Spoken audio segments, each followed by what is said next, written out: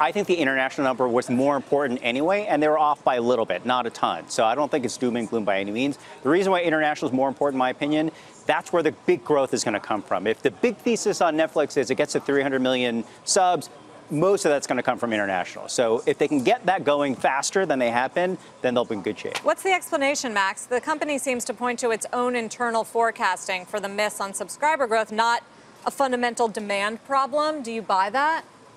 Yeah, in the bigger picture, I think I do. There's always a little bit noise around the quarter. No, most of the time, the second quarter isn't a real sweet spot for them. It's not the strongest quarter, but it does look like the domestic really kind of spilled. The thing that people maybe aren't focusing on that we think is a little more positive is that average selling price stayed up, which is part of the reason we got that nice EPS and relatively good total revenue forecast, even though we had a kind of big whiff here in terms of the basic subscriber numbers. Obviously, the growth is international. There's also a little bit of a chance for greater margin internationally because the relative cost of local content can be different. So we don't think anything's changed about the long-term prospects of the company. And obviously, it wasn't cheap a week ago, still isn't cheap now, but it is cheaper, and we like the direction.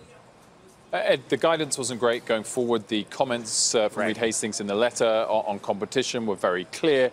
What do you want to hear from him on the earnings call that could perhaps get people a little bit more relaxed about some of those negative things? I'm going to sort of cut the other way on this. I actually think he needs to talk about, the price. It needs to go up. He needs to charge people more for what they're offering because I think longer term, that's where they're going to really hurt. If they're going to really pump up the content, they need to get more money from the viewers, the actual subscribers, as to constantly borrowing from it. And that's where the real growth is going to come from. They can set the price better going forward, not have to sort of see bigger increases later. But don't they have spotty track records of raising prices on consumers? Yeah, they haven't been great at it. I think they do it in these increments that are sort of haphazard. I think it's a more regular thing, and it starts higher to begin with. People are less shocked by it as they go forward. Max, I want to hear more about this AT&T Time Warner threat, potential Fox Disney or Fox Comcast threat. What do you want to hear? Well, I think it's going to be an interesting place 6 to 12 months from now. Basically, the wisdom for investors, and the Netflix story kind of reflects that, is you want to own the pipelines through which various stuff flows. You don't want to get into that business.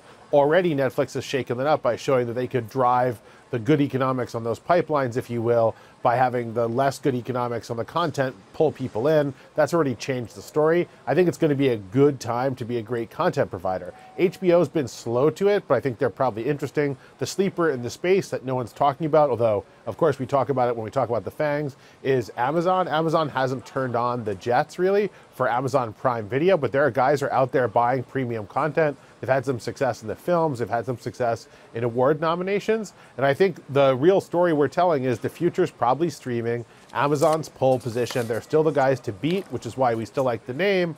But there's going to be a lot more people chasing, and just law of numbers, some of them are going to get a lot closer to that second and third position before too terrible long. Hey there, thanks for checking out CNBC on YouTube. Be sure to subscribe to stay up to date on all of the day's biggest stories. You can also click on any of the videos around me to watch the latest from CNBC. Thanks for watching.